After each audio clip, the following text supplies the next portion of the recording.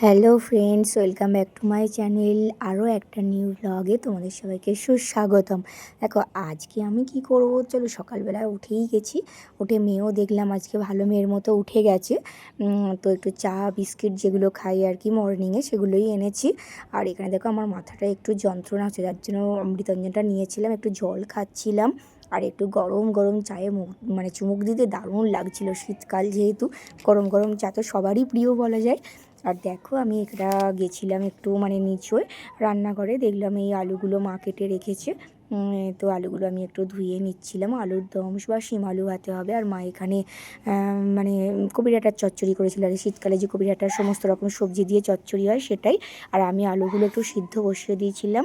আর এটা ছিল বেসনটা আমি ফেটাচ্ছিলাম একটু। অনেক দিন পেঁয়াজ দিয়ে বড়া পোস্ত হয়নি আর কি, যার জন্য একটু পেঁয়াজ দিয়ে বড়া পোস্ত করবো বলেই এটা আমি একটু বড়াগুলো ভাজছিলাম। এগুলো কিন্তু পেঁয়াজ দেওয়া, আর করবো একটু পেঁয়াজ দিয়ে মুসুরির ডাল।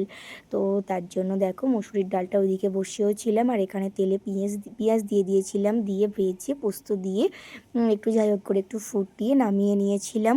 আর ছিল পেঁয়াজ কালি, এগুলো পেঁয়াজ কালি আর আলু। পেঁয়াজ কালি আলু ভাজা তো শীতকালে সবাই খাও, তোমরা সবাই জানো।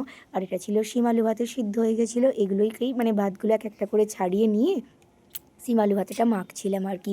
আর ততক্ষণে মেয়ে পরীক্ষা দিতে যাবে। আজকে এক্সাম ছিল, বোধহয় হিস্ট্রি ছিল আজকে। তো অনেকটাই টাফ ঠিক না, সবই মুখস্থ আছে, তবু ভয় লাগে। বড় বড় আনসার করতে হবে, তো অনেক বড় বড় কোশ্চেন আছে। যাই হোক, ও একটু প্রণাম করে বেরিয়ে পড়ছিল। আর আমি ওকে বললাম যে একটু ভাত খেয়ে নে।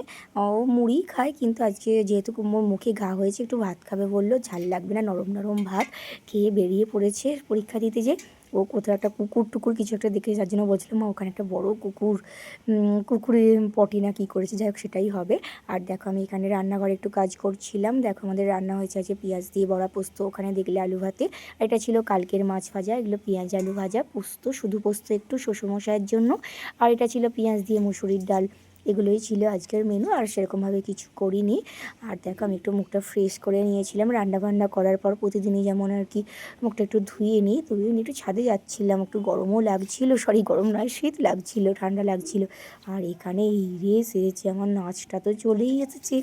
আমি তো নাচতে নাচতে যে কী করবো না করবো, এটা আমার ভাই আর কি এটা ভিডিওটা অ্যাড করে দিয়েছিল আর কি।